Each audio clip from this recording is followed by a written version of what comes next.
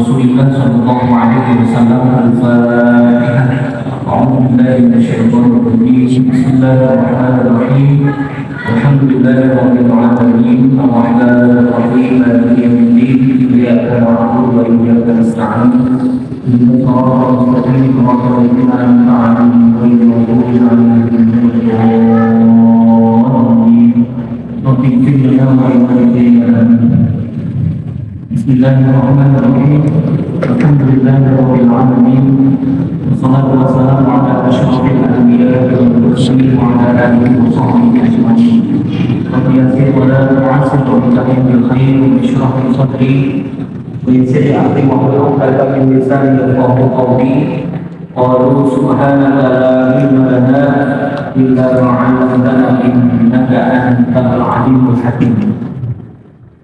قال المصنف رحمه الله تعالى وأعلمنا به وببركة علومه في الدارين آمين. قال وألا يكون قائما والله سبحانه وتعالى أعلم.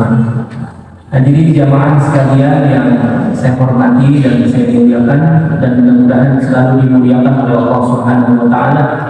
Alhamdulillah, pada kesempatan malam hari ini kita masih diberikan banyak nikmat oleh Allah Subhanahu wa taala sehingga kita masih bisa melaksanakan kewajiban kita sholat maghrib berjamaah. Mudah-mudahan seluruh rangkaian ibadah kita diterima oleh Allah Subhanahu wa taala. Kita lanjutkan bacaan kita masih dalam pembahasan bab awal dari kitab Nihayatul Zaid, pembahasan tentang fikih, sampai kepada pembahasan wa min adabi qadil hajati ayyuqaddima yasarahu fi dukhuli mahalli qadil hajat. Di yang lalu kita sudah bicara tentang bagaimana istinja, ya, istinjanya. Nah, ini di dalam pembahasan selanjutnya Tuan Musonif menyebutkan tentang adab. Ini Pak bicara tentang kehidupan kita sehari-hari, ya, syariat yang kita jalani berkenaan dengan mulai dari toharoh, ya, sholat, puasa dan semuanya. Ketika memenuhi syarat dan rukun udah jadi selesai, cukup memenuhi. Tapi di dalam Islam jangan lupa juga kita ada yang namanya adab. Ya, adab yang kesempurnaan daripada ibadah yang kita laksanakan. Salah satunya ada berkenaan dengan adab. Ya, kadang-kadang banyak juga yang orang menghindari tentang perkara adab, urusan adab. Kayak begini contohnya deh. Orang sholat, ketika sholat itu syarat sah sholat adalah satu Allah, nutup aurat. Jadi orang ketika sholat memenuhi syarat dan rukunnya, dan salah satu syaratnya itu adalah satu Allah, menutup aurat. Jadi ketika auratnya tertutup, dia melaksanakan sholat, maka sah sholatnya, karena memenuhi daripada salah satu syarat yang ada di dalam sholat kita.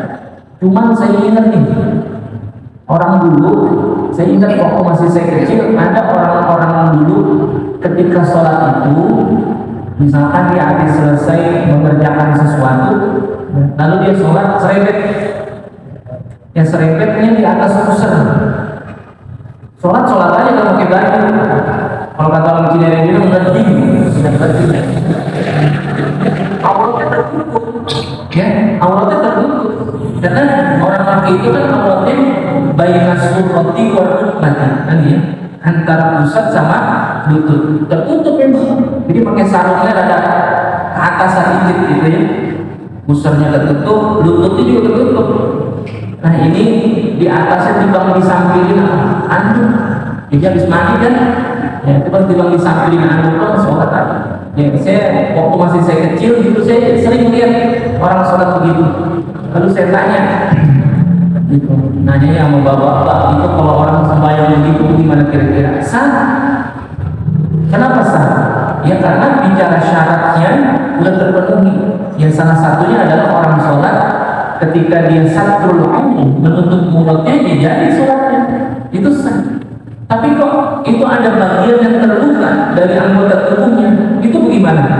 Nah, itu bukan termasuk aurat. bagi orang laki. Jadi kalau ketika dia sholat begitu ya, cuman dari segi adab ada yang kurang, gitu ya. Jadi ketika dari segi adab ada yang kurang, maka tidak sempurna, ada kurang sempurna dari pelaksanaan sholatnya. Inokan, ya, dia kondangan lebih banget.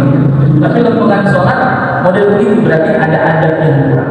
Nah ini dalam perkara agama, ketika ibadah-ibadah yang diatur, bagaimana harus adanya syarat, adanya rukun agar sempurna. Ternyata Islam begitu luar biasa memperhatikan tentang urusan adab. Nah begitu juga jauh sebelum kita sholat, ya, ketika bicara tentang taharah, salah satunya di sini disebut Wanusanif mengatakan wa min adabi qadil hajati.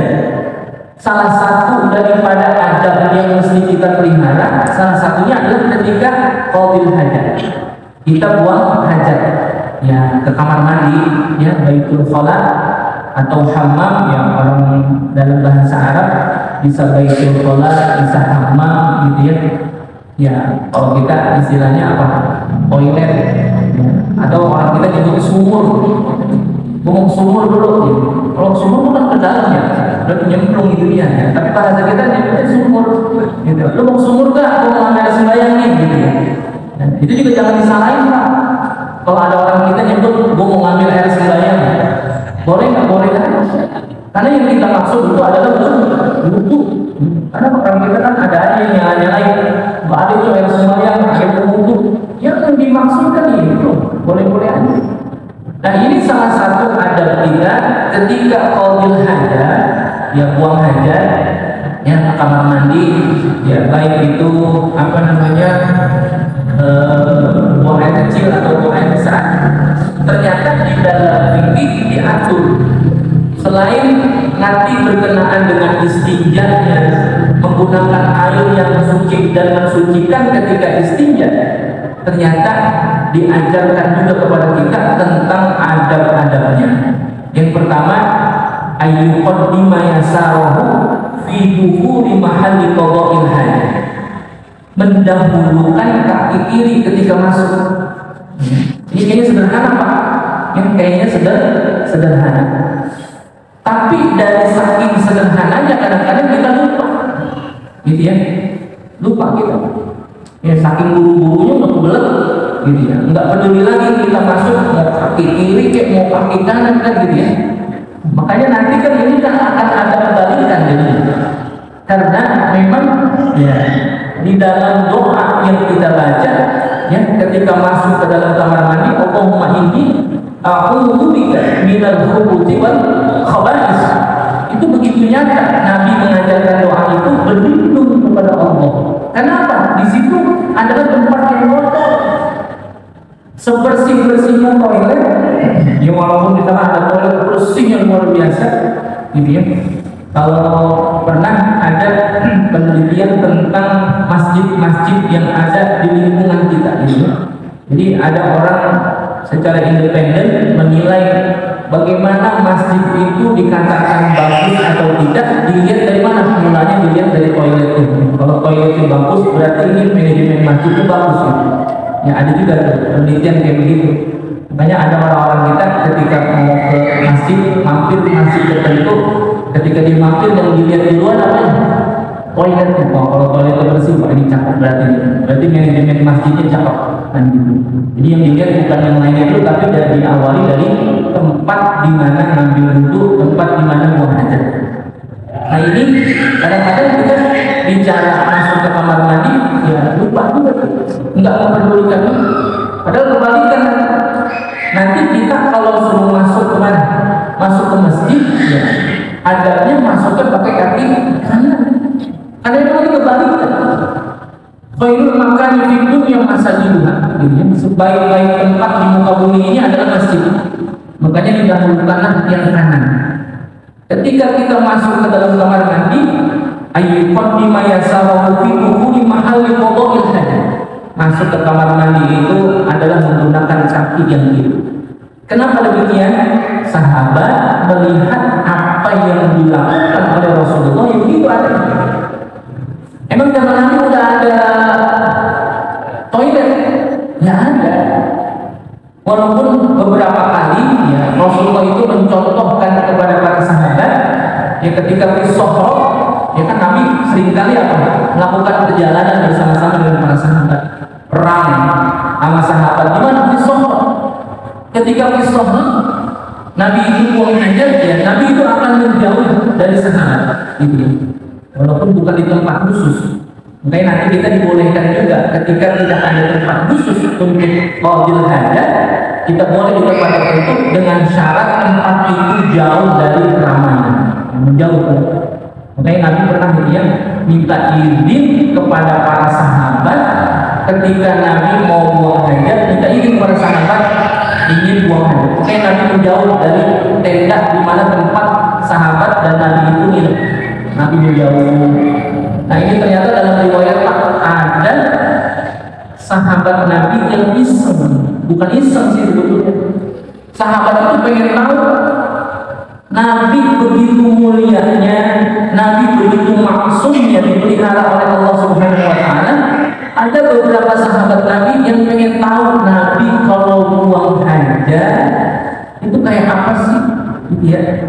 Ya karena Nabi itu kan basyarun, la al-basyar. Nabi itu adalah manusia, tapi tidak seperti manusia biasa.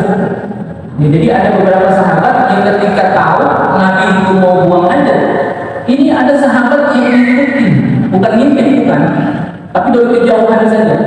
Cuma ditandai doang di mana sahabat melihat Nabi itu buang hajatnya lempengan mana. Ya pernah nih, ada riwayat yang menyebutkan ada sahabat-sahabat Nabi yang pengen tahu itu kalau Nabi itu buang hajatnya seperti apa. Nah, makanya nanti Syekh Nawawi juga menyebutkan ke dalam Maratib Ubudiyah, Nabi itu jangankan, mohon maaf, bicara tentang buang hajat hadas besarnya, hadas kecilnya saja disebutkan amat Syekh Nawawi Al-Badai dalam Maratib Ubudiyah, wala yura atharu bawlin minhu fi anani. Tidak pernah terlihat bekas-bekas daripada Nabi itu kencing. Ketika Nabi kencing itu di mana? Di Sohro, di luar, bukan di tempat di toilet, bukan. Jadi Nabi waktu perang, ya Nabi minta izin kepada sahabat untuk pergi menjauh, lalu Nabi itu apa? Ya, Nabi manusia biasa. Nabi apa? Bau, kencing. Tapi di sana disebutkan wala yura athar bawlin minhu. Tidak pernah terlihat di muka bumi ini bekas-bekas kencingnya Nabi. Beda kita ya. Kita nggak terlihat kencing, kita nggak terlihat, cuma baunya ketinggalan. Nah itu apa? Nabi ketika buang hajat, ternyata ada sahabat Nabi yang nandain dari kejauhan, di lempengan Nabi kencing.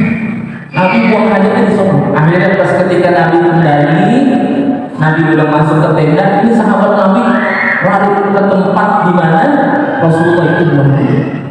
Dilihat di sana nggak ada, bekas-bekasnya juga baunya nggak ada, bekas-bekasnya nggak ada. Nah dalam riwayat Nabi itu kalau kencing, kalau buang air besar, itu bumi diperintahkan oleh Allah Subhanahu Wa Taala langsung nelen, ditelan sama bumi, rapi rata, nggak ada bekasnya, nggak ada bau. Untuk apa? Untuk memaksumkan Nabi kita Muhammad Sallallahu Alaihi Wasallam dijaga. Mohon maaf nih, khawatir ya, andai kata misalkan ada bekas-bekas buang airnya Nabi terlihat atau sisanya ada apanya, ada baunya, nanti ada apa? Nabi hilang maksudnya, karena akan ada apa? Nabi buang ya, tapi kencingnya bau amat ya, itu kan maksudnya akan hilang. Dan juga khawatir ternyata bisa jadi bekas-bekas air kencingnya Nabi, bekas buang air besar Nabi itu akan diambil oleh para sahabat. Kenapa? Yang keluar dari Nabi itu semuanya mulia, kan? Kan ada sahabat Nabi dalam riwayat ngumpulin apa? Keringatnya Nabi. Keringatnya Nabi kumpulin dijadiin apa? Minyak wangi. Kenapa? Keringat Nabi itu bau kasturi. Ya makanya ketika Nabi itu buang air ditelan sama Nabi. Khawatir kalau misalkan itu ada Pak, sisanya ada, lalu sekarang itu jadi fosil, bisa dikumpulin sama orang Indonesia, diketrikin, digosok jadi apa? Jadi batu. Makanya begitu luar biasanya Nabi maksum segala-galanya, semua yang ada pada diri Nabi yang keluar dari Nabi semuanya maksum, terpelihara. Nah itu Nabi, kenapa di sini disebutkan ayu qadima yasar, mendahulukan kaki yang kiri? Karena sahabat melihat itu apa yang dilakukan oleh Rasulullah SAW. Ini kayaknya sederhana. Ya, anak-anak kita di madrasah diajari masuk kamar mandi pakai kaki kiri ya, iya. Giliran kita kagak, lupa kita, udah kebelet dan lain sebagainya. Padahal bicara adab ini adalah cakep di dalam agama. Yang namanya adab itu luar biasa. Wa innahu fil khuruji minhu, dan ketika keluar dari itu dengan menggunakan kaki yang kanan. Itu juga lupa juga. Makanya diingetin, telaten benar gitu ya, ulama-ulama kita bicara tentang qadhul hajat disebutkan dalam kitab-kitab fikih agar supaya apa? Aspek agama kita mesti sempurna, mulai dari hal-hal yang kecil sampai yang besar. Kita bagaimana bisa mengerjain yang besar-besar kalau yang kecil aja kita remehkan?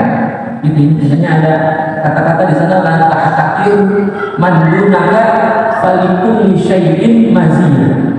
Jangan pernah engkau menganggap remeh perkara-perkara yang kecil.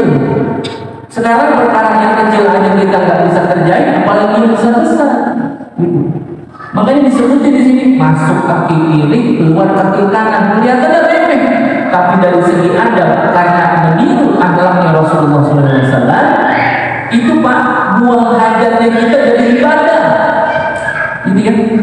Jadi kan kita di dalam dunia ini nggak boleh lepas seluruh kegiatan kita itu keluar daripada yang namanya nilainya ibadah. Wa ma khalaqtul jinna wal insa illa liya'budun. Ibadah, semua ibadah itu bukan hanya sholat, bukan hanya puasa, haji, bukan. Ibadah itu adalah seluruh aspek kegiatan kita yang betul-betul mengikuti apa yang diajarkan oleh Nabi kita Muhammad SAW. Itu jadi nilai ibadah. Nah, kita kencingin jadi ibadah. Karena apa? Nurutin apa yang dianjurkan oleh Nabi dan para ulama-ulama kita. Masuk kaki kiri, keluar kaki kanan. Kecuali ada udur. Ya, ada udur syar'i. Apa udur syar'i? Nisyan, lupa. Ya, nisyan itu kan bagian daripada udur syar'i. Orang lupa melihat lain. Tapi kalau dibangun setiap hari lupa, gimana? Lupa ingatan itu kali terjadi. Mereka mesti dijaga. Lalu wa ayyatan yasarahu fil durus min qada'il hajat. Jadi kita kalau buang hajatnya jongkok itu apa? Ayyatan yasarahu, lebih menekankan, memberatkan berat badan kita itu kepada kaki kiri. Jadi Pak, mohon maaf, jadi kalau jongkok begitu jangan di dua berat badannya itu dua-duanya bertumpu kepada kedua kaki. Ternyata Nabi mengajarkan ayat tamidaya sarahu fil julus itu liqada'il hajat, beratkan kepada posisi kiri. Ada supaya apa? Ada tekanan Pak di sini. Itu Nabi luar biasa, jauh sebelumnya ditemukan ilmu biologi tentang bagaimana anatomi tubuh manusia. Nabi udah ngajarin duluan, gitu ya. Bagaimana kesempurnaan orang buang hajat? Kenapa sekarang ada orang yang punya penyakit apa? Pencernaan tidak sempurna, bahkan air kencingnya keluar juga tidak sempurna, menyisakan air kencing sehingga air kencingnya itu mengkristal, keluar jadi kencing batu dan lain sebagainya. Islam sebelum ditemukan teori kesehatan udah jauh lebih dulu mengajarkan ketika dia buang air, beratkan posisi ya badan kita itu kemana? An-yasari. Karena dengan begitu sempurna, gitu ya. Hikmahnya apa? Nabi mengajarkan demikian, keluar ya apa-apa yang keluar dari badan kita ketika kita buang hajat itu akan keluar dengan sempurna. Ternyata diteliti oleh ahli-ahli kesehatan. Kenapa sih pola hidup Nabi kayak begitu modelnya? Sampai banyak disebutkan kalau ketika buang air posisinya diberatkan ke kiri, diteliti ternyata benar. Dengan demikian keluar apa yang keluar dari diri kita itu lebih sempurna. Wa ayya wa'ada 'anil nasi wa la fi tariqin nas. Nah, ini adabnya juga nih. biasanya kita ya kalau kencingnya atau buang hajatnya di tempat yang sudah tertentu di toilet, ya itu nggak masalah. Tapi dalam hal ini pun disebutkan wa ayyam ada anas, kalau bisa jauh dari keramaian. Ya, misalkan kita kalau kencingnya atau buang airnya itu bukan di toilet, ya di sohroh, di tempat terbuka, kalau bisa ngapain menjauh ya dari banyak orang, wala fi tariqin nas, dan juga bukan tempat di mana orang pada lalu-lalang.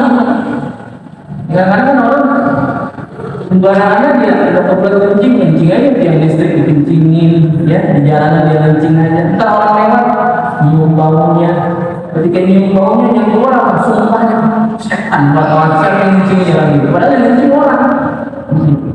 Saking luar biasanya itu, ya kejelekan adab ketika orang tidak memelihara adab. Wa ayyam ada anas, dan ini pun jadi apa? Ya, ketika orang bikin rumah, gitu ya. Ketika orang bangun rumah, makanya orang dulu malah lebih cakep.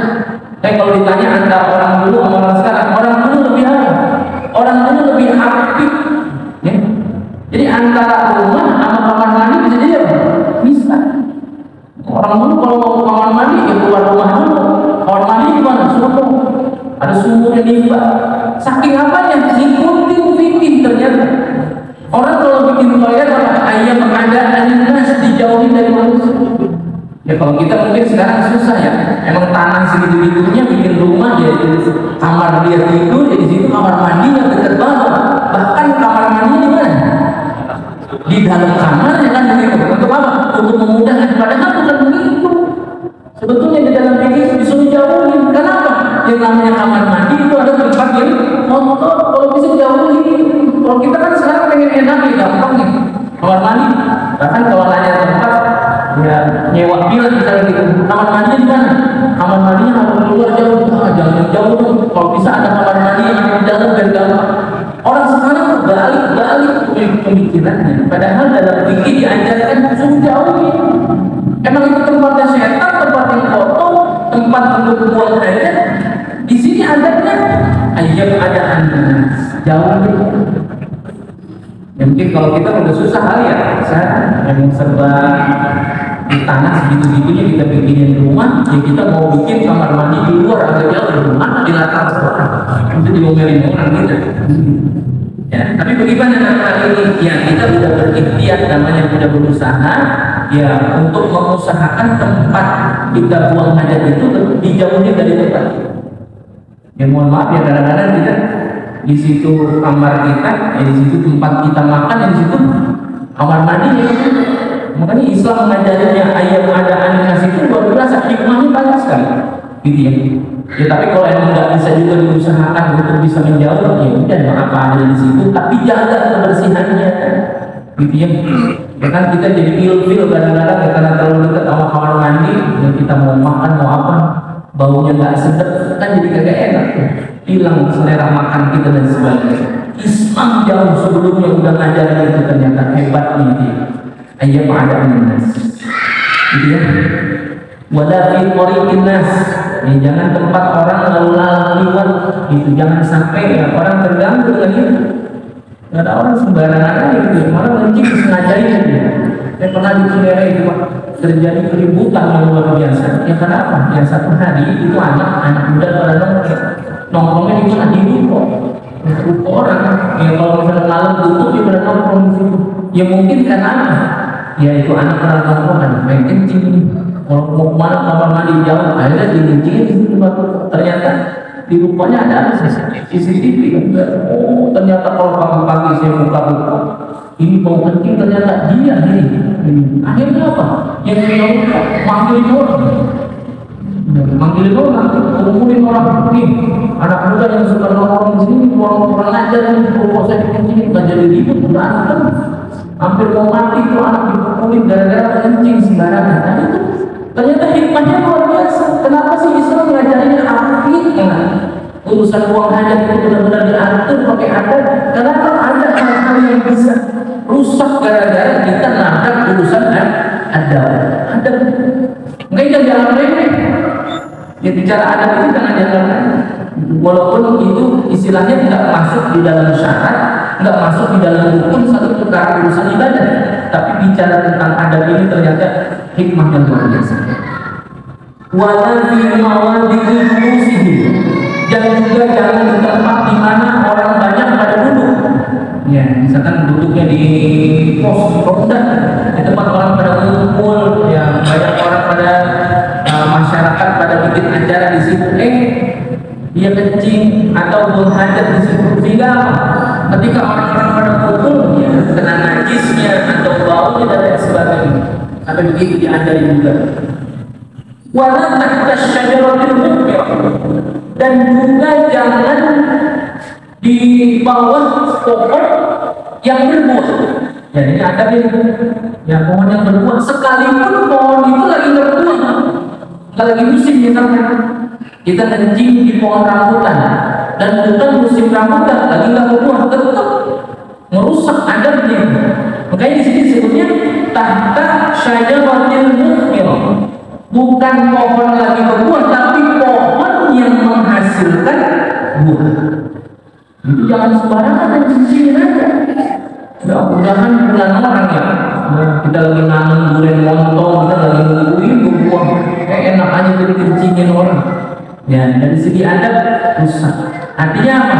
Islam begitu luar biasanya bicara tentang perilaku kita, bukan hanya kepada manusia. Kepada siapa? Tumbuhan juga perlu dijaga adabnya. Saya ingat dulu waktu masih kecil, bapak saya kalau ngajarin, kalau misalkan lagi kagak enak batuk mulu, gitu ya, batuk. Kalau kita kan dulu kalau batuk bukan ke apotek, kalau batuk ke kebun, ngapain ngelambat? Apa? Ada daun saga, ketik daun saga. Mau metik daun saga diajarin. Ntar kalau metik daun saga, baca Bismillah dulu. Baca sholawat baru petik gitu. Ya udah kita ngikutin aja, kita pakai nanya. Tapi besok emang nggak masih pak gitu nih. Yang namanya tumbuhan hidup di dunia ini atas izin Allah, dan begitu luar biasa mereka mengizinkan hidup sambil ngapain? Dikir ya, dikir kepada Allah Subhanahu Wa Taala. Orang lagi saya enaknya dikir, kita apa ya? Kita protes. Tapi kalau ada hajatnya boleh nggak? Boleh, kita berhajat. Karena memang Allah sediakan itu untuk apa? Untuk obat, untuk lalap, kan gitu. Sehingga waktu masih kecil mah dulu kita kalau nyanyi asem nggak pernah kan? Waduh, yang asem gimana? Ya dong, tinggal ngetik, cecek tinggal nyengir, kan gitu. Tapi apa diajarin? Bismillahirrahmanirrahim. Allahumma shalli ala sayyidina Muhammad wa ala ali sayyidina Muhammad. Kita punya hajat aja, ya, butuh pada pohonan. Lalu kita ketika itu kita petiknya aja pakai adab. Apalagi ketika ada pohonan dikencingin, rusak dan adabnya. Kita butuh aja masih kita pakai adab, apalagi merusaknya dengan apa? Dikencingin. Itu luar biasa. Ada yang nanya, terus kalau kita ngoret gimana? Ini kupon balap, banget, tinggi-tinggi buat kita korek, boleh nggak? Boleh, ada hajatnya namanya. Untuk menjaga jangan sampai ya, terlalu bala dan sebagainya. Tapi diajarin juga Pak, kalau ngoret membala-bala kita baca Bismillah, baca sholat. Kenapa dikit? Makanya kuburan-kuburan kita kan disuruh apa ya? Tanam pohon. Karena ada kisah Nabi itu ketika ada jaridah, ada pelepah kurma yang masih basah. Ada Nabi liwat di dua kuburan, yang satu lagi diseksa karena apanya? Namimah, mengadu domba. Yang satu itu kuburan lagi diseksa karena apa? Karena bau, karena kencingnya, karena istinjanya tidak bersih. Lalu Nabi mau tesannya itu apa? Jadikan pelepah kurma yang masih basah ditaruh. Kata sahabat, bagaimana? Selama dia masih basah, dia akan berzikir kepada orang yang ada dalam kubur, lalu meringankan siksa kuburnya. Makanya dari situlah ulama berpendapat kalau kuburan kita afdolnya diapain? Ditanamin pohon-pohonan. Andai kata nggak ditanamin pohonan, sulit kali nanam pohonan di situ. Ada kuburan-kuburan yang rapi banget, kopi marmer dan sebagainya, itu nggak mungkin ditumbuhin tanaman di situ. Tapi diapain? Diawet kembang yang masih pada seger-seger, sampai dia lain dia akan berzikir kepada Allah Subhanahu Wa Taala. Luar biasa, berarti apa? Pohonan itu luar biasa di mata Islam. Ini mau dikencingin. Makanya diajarkan itu wala tahta syajaratil muthmir. Jangan di bawah pohonan atau di pohon yang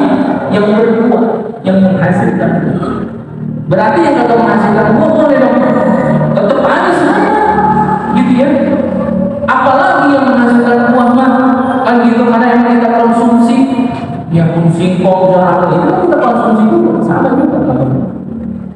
Wala fisubi, dan jangan kencing di lubang. Subi itu artinya lubang yang ada di tanah. Ya, enak banget gitu ya, kita lagi main lubang semut kita kencingin. Ya, siapa itu? Isinya ada apa? Ada semutnya, ada binatangnya. Pohonan kalau boleh, binatang kalau boleh. Itu kita sengajain ya. Kadang-kadang kita di kamar mandi kita ada apa gitu?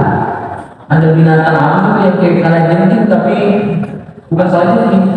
Kalau kalajengking kan belakangnya ada buntutnya itu kan apa? Kan tempat-tempat yang lembab biasanya kita sengajain kencingin. Jangan.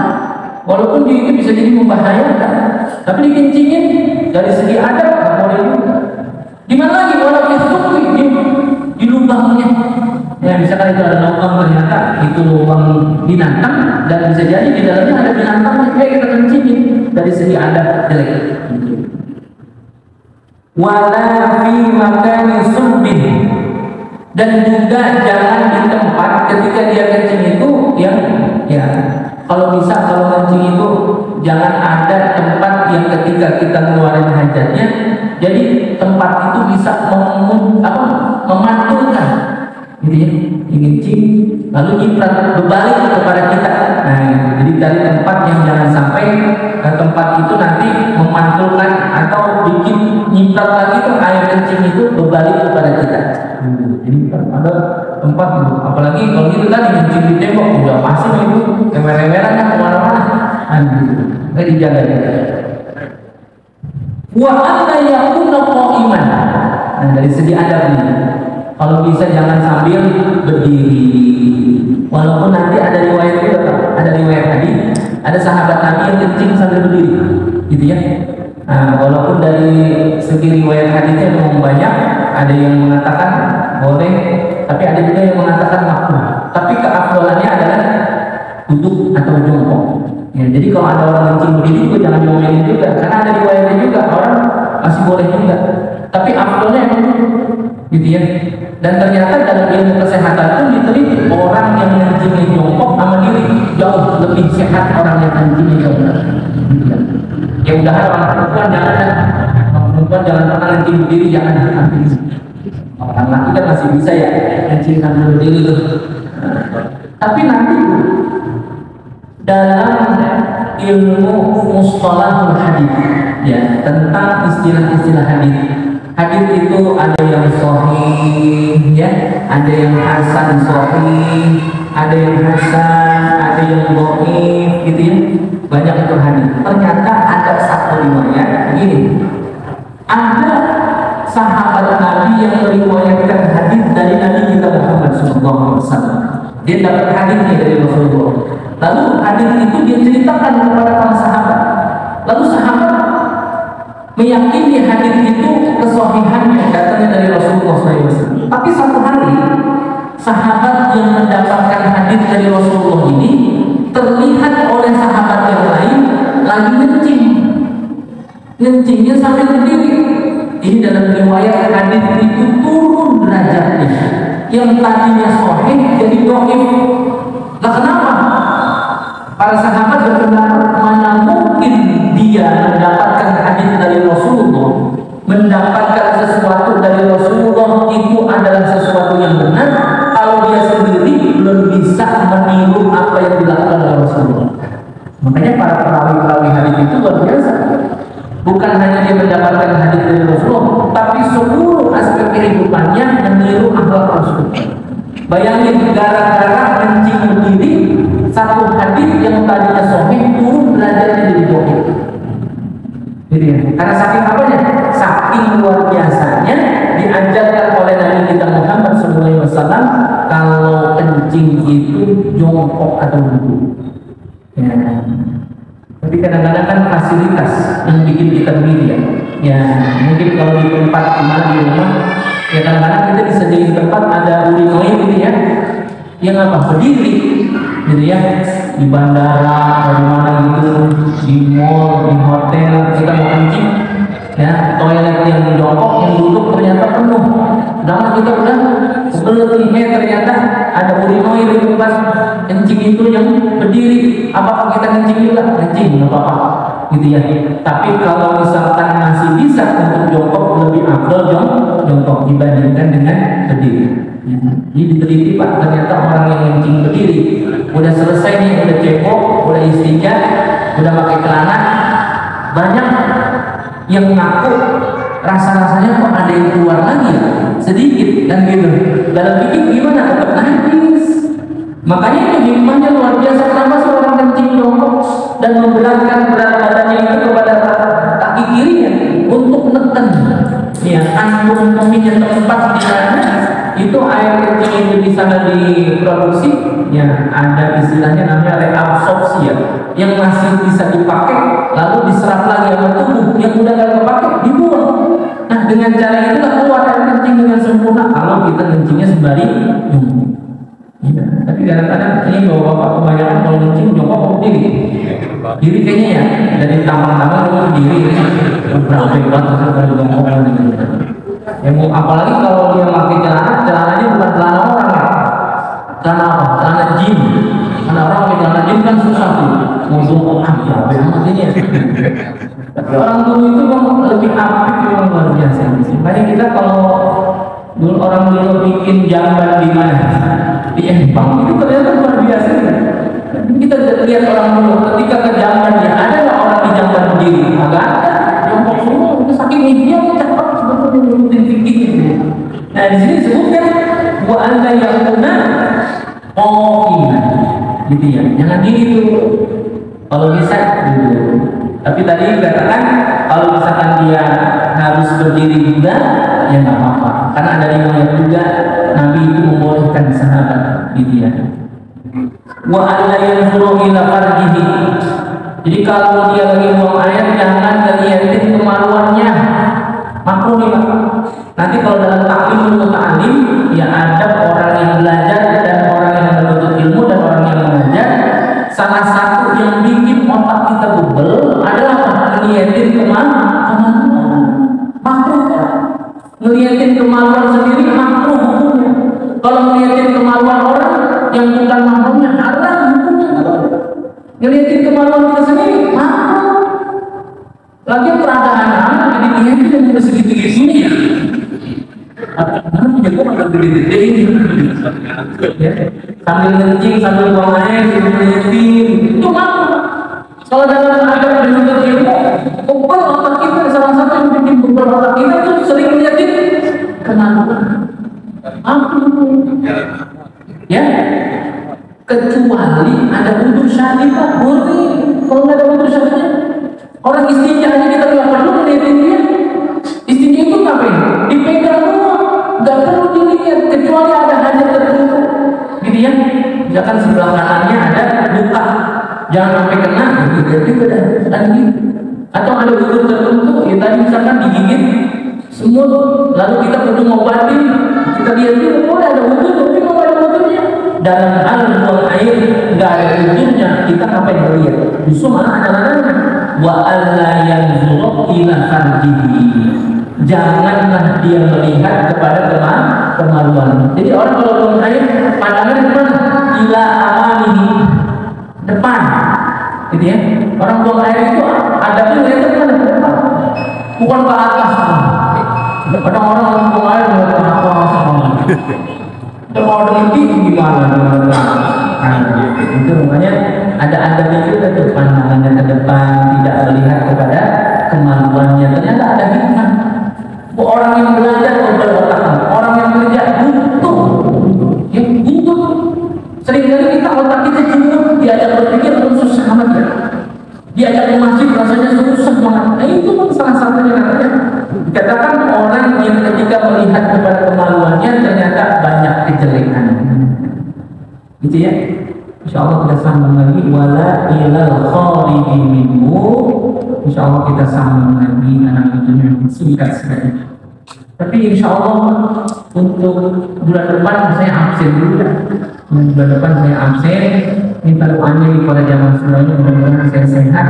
Insyaallah awal Juni saya berangkat haji. Gitu ya. Ada tugas, dapat tugas yang untuk mendampingi jamaah untuk menunaikan ibadah haji. Dan kita doain biar sehat, biar lancar ibadah saya. Insyaallah bulan depan saya absen dulu nggak bisa haji. Mudah-mudahan semuanya diberikan keberkahan oleh Allah Subhanahu wa taala. Pada hadis yang Al-Fatihah, Bismillahirrahmanirrahim. Bismillahirrahmanirrahim. Alhamdulillahirabbil alamin, arrahmanir rahim, maliki yaumiddin. Iyyaka na'budu wa iyyaka nasta'in, shiratal mustaqim, shiratal ladzina an'amta 'alaihim ghairil maghdubi 'alaihim waladdallin. Bismillahirrahmanirrahim. Alhamdulillahirabbil alamin. Allahumma shalli 'ala sayyidina Muhammad wa 'ala ali sayyidina Muhammad. Allahumma iftah 'alaina futuhal 'arifin wa faqihna fid din wa 'ala min al-ulama'i al-'amilin wal awliya wal salihin wal walihin wal zalimin. برحمتك يا ارحم الراحمين. اللهم انا نسالك علما نافعا وعملا صالحا ورزقا حلالا وخيرا كثيرا برحمتك يا ارحم الراحمين. اللهم اغننا بالعلم وزينا بالعلم واعطنا بالتقوى وجنبنا بالعافيه. ربنا اتنا في الدنيا حسنه وفي الاخره حسنه وقنا عذاب النار والحمد لله رب العالمين.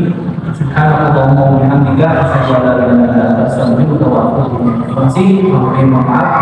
Allahumma waffiq ila aqwamit thoriq. Wassalamualaikum warahmatullahi wabarakatuh.